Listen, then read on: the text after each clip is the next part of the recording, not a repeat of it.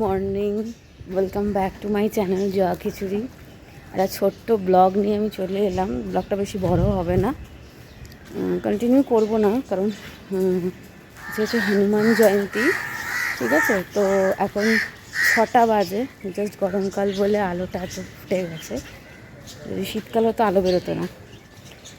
উঠেছি 5:30, অ্যালার্ম দেওয়া ছিল বোধহয় 6:45, এই 5:40 উঠলাম। 5:30 উঠে অ্যালার্ম বন্ধ করেছি। এই গড়াতে 5:40। গরমকাল বলেই উঠতে পারলাম, শীতকাল হলে পারতাম না, মনে হয় আরও সময় লাগতো। তো এত সকালে পুজো দেওয়ার এটা হচ্ছে কি, কালকে থেকে পূর্ণিমাটা লেগেছে, আজকেরটাই ক্যালেন্ডারে, আর আজকের সূর্যোদয় আছে, তাই জন্যই আমি ভাবলাম যে আজকেই করি। তো কিছুক্ষণ 7টা কততে ছেড়ে যাবে, তাই জন্য একটু তাড়াহুড়ো করে যাচ্ছি।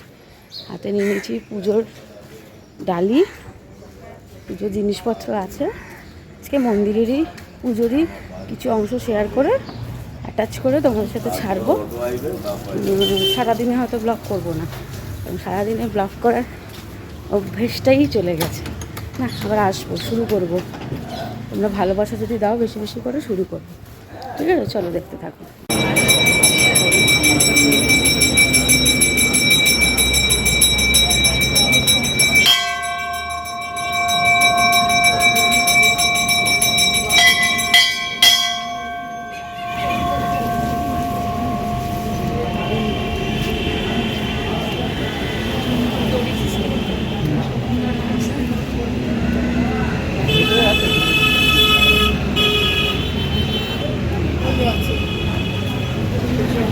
কি বলবো বন্ধুরা, অত সকালে এলাম, তারপরেও কত ভিড়। তো যাই হোক, আমাদের মানে এত ভাগ্যবতী নিজেকে মনে করছি, ভগবান চেয়েছেন তাই। হয়তো ওই সময় পূর্ণিমার মধ্যে আমাদের ব্যাচটা লাস্ট ছিল, কারণ তারপর মন্দিরের পুজো হবে, ওই জন্য কাউকে ঢুকতে দেওয়া হচ্ছিল না। তো ভালো করে মন ভরে পুজো দিয়ে, বাবার কাছে অঞ্জলি দিয়ে, ধুনো তো নয়, ধূপ মোমবাতি দেখিয়ে আবার একবার চলে গেছিলাম। এই যে দেখো, এই যে আর কিন্তু কাউকে ঢুকতে দেওয়া হচ্ছে না, ওর মন্দিরের পুজো হচ্ছে। তো ভালো করে পুজো টুজো দিয়েছি, হয়তো নেওয়া হবে, কিন্তু ততক্ষণে তো পূর্ণিমাটা কেটে যাবে না। পূর্ণিমা কেটে গেলে যে পুজো দেওয়া যাবে না এমন কিন্তু নয়, জাস্ট বললাম। তো ভালো করে পুজো দিয়ে মনের মতন চলে এসেছি আমার যেটা নেশা, চায়ের দোকানে চা খাচ্ছি আর খবরে পেপার পড়ছি।